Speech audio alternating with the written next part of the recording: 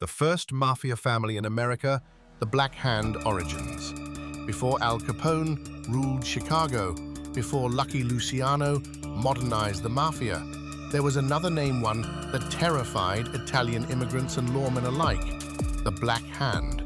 They didn't just kill, they controlled. This is the forgotten origin of the mafia in America, and it begins with a man named Giuseppe Morello.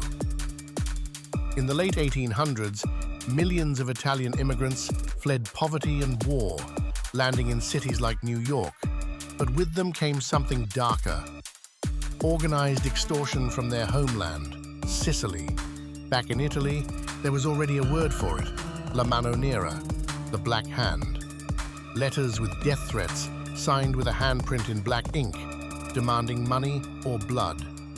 In America, this extortion racket thrived in silence, and the police had no idea how to fight it. Giuseppe Morello arrived from Sicily in 1892. He had a deformed right hand. They called him the clutch hand. But his grip on the streets was iron tight, operating out of East Harlem. Morello formed what historians now consider the first true mafia family in America. His business? Counterfeiting, extortion, loan sharking, and yes, murder. He unified Sicilian factions and introduced America to the rules of the old world underworld. The Black Hand wasn't a gang, it was a method. Gangsters would send anonymous letters to victims demanding cash, often $500 or more, or else a bomb would destroy their shop. And if you thought the threats were fake, they'd blow up your front door just to prove a point.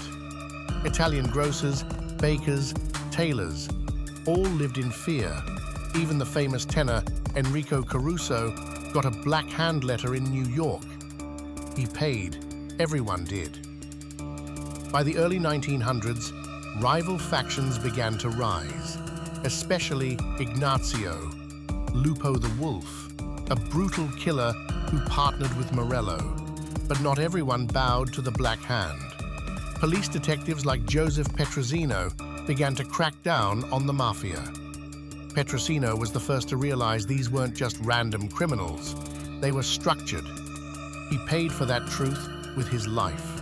In 1909, he was assassinated in Sicily, likely on Morello's orders. In 1910, Giuseppe Morello was finally arrested for counterfeiting, a temporary blow to the family, but by then, his blueprint had already spread.